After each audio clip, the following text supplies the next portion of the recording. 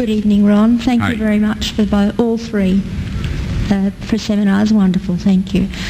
My question is that you said that you had the blood of our Lord examined by the Israelis. That's correct. What was their determination of that? Okay. Now, we won't be able to take second questions. I'm sorry if you're on your second one, please just step out. I love you, but we're running out of time. Real quickly, okay. Dried blood is dead blood. Everybody knows that, all right? They can test the blood of the pharaohs, the mummies of the pharaohs, all right? There's certain things they can do. They cannot get a chromosome count by any method I'm familiar with, all right? Things keep changing. I don't profess to know everything.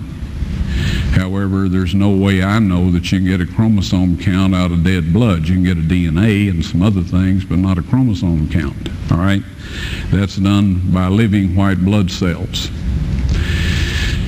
Now then, first of all, in this analysis, I took the blood into a laboratory in Israel. I asked one of the people I work with in antiquities, where is a good laboratory that does reliable work?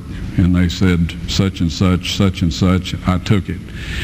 I just said, please examine this blood and tell me what you can tell me about it.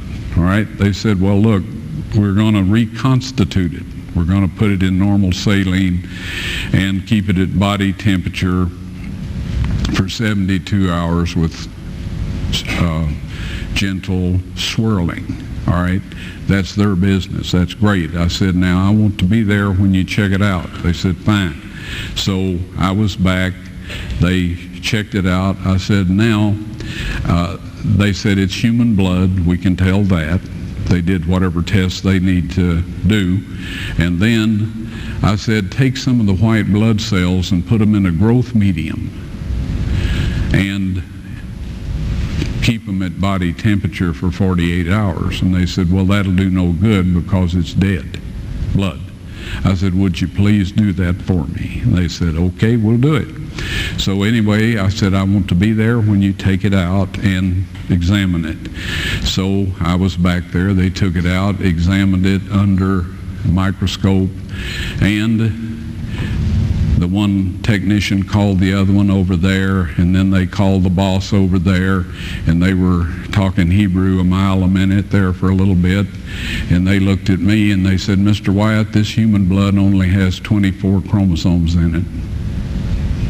Everybody else has 46. You see, 23 from your mother, 23 from your father, 22 autosomes from your mother, 22 autosomes from your father. You get an X from your mother, you may get an X or a Y from your father, all right? This blood had 23 chromosomes from the mother's side, one Y chromosome only. You see, the child could not have developed if they hadn't had the autosomes from the mother. So all of his physical characteristics were determined by his mother's side of the family, her autosomes. His maleness was determined by this one Y that came from a source, not a human male. Then they said, this blood is alive. And then they said, whose blood is this?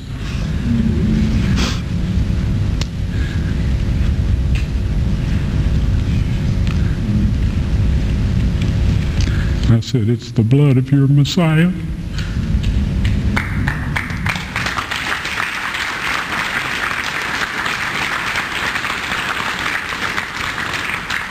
And I assure you, those men's lives have changed. You're welcome.